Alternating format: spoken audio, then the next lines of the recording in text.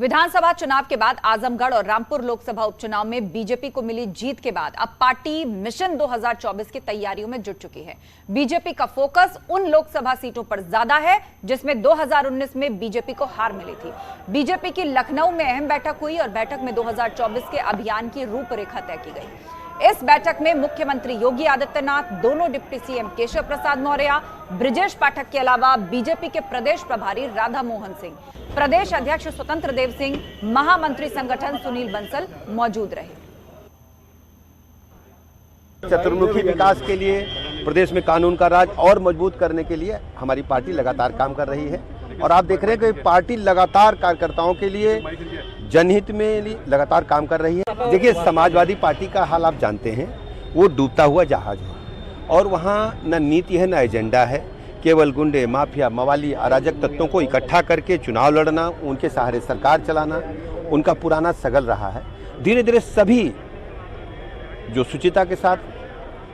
समाज हित में, देश हित में, प्रदेश हित में काम कर रहे हैं, धीरे धीरे सभी लोग अलग हो जाएंगे और एकमात्र भारतीय जनता पार्टी है जो शुचिता के साथ अपने कार्यकर्ताओं को लेकर के, आदरणीय प्रधानमंत्री नरेंद्र मोदी जी की गरीब कल्याण की नीतियों को लेकर के जन जन तक योजनाएं पहुंचा रही है और लोगों को पक्का मकान मिला है, निःशुल्क बिजली का कनेक्शन मिला है, निःशुल्क घर से घर घर नल से जल पहुंच रहा है, शौचालय बने हैं, 5 लाख तक का निःशुल्क इलाज, महीने में 2 बार राशन, किसान कल्याण निधि, सैकड़ों ऐसी योजनाएं जिससे जनता में भारी उत्साह है। और इस पर चर्चा के लिए लखनऊ से हमारे सहयोगी संकेत मिश्रा इस वक्त हमारे साथ लाइव जुड़ रहे हैं। संकेत, देखा जाए तो हैदराबाद में जो भाजपा की राष्ट्रीय कार्यकारिणी हुई थी उसके बाद कई बातें तय हुई और फिर अब लखनऊ में यह बैठक है जिसमें सरकार और संगठन के शीर्ष चेहरे शामिल हुए हैं। किस तरह का मंथन और यहां क्या तय हुआ है?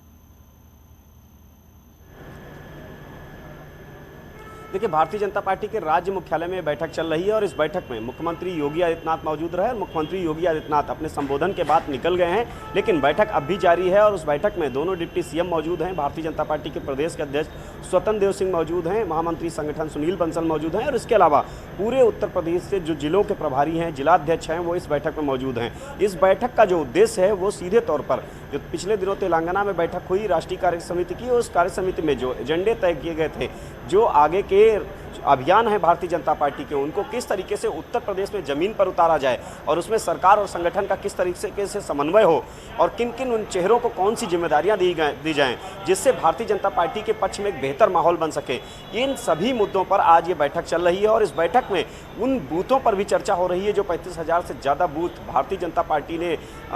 जिनका चिन्हित किया है, जो कि भारतीय जनता पार्टी के लिए चुनौतीपूर्ण बूथ हैं। उनकी अलग अलग कैटेगरी बनाई गई है। उन बूथों पर जो बूथ सशक्तिकरण का अभियान चल रहा है जो 15 जुलाई को खत्म होगा, उस पर भी मंथन किया गया है। चाहे वो सांसदों को 100 बूथ की जिम्मेदारी दी गई, विधायकों को 25 बूथों की जिम्मेदारी दी गई और उन बूथों को किस तरीके से सशक्त करना है और उसकी रिपोर्ट क्या है, इन सभी बिंदुओं पर मंथन किया जा रहा है और जो रोडमैप है 2024 का, उस पर चर्चा की जा रही है। बिल्कुल, आप नजर बनाए रखें। संकेत, फिलहाल जानकारी ये कि अपने संबोधन के बाद मुख्यमंत्री योगी आदित्यनाथ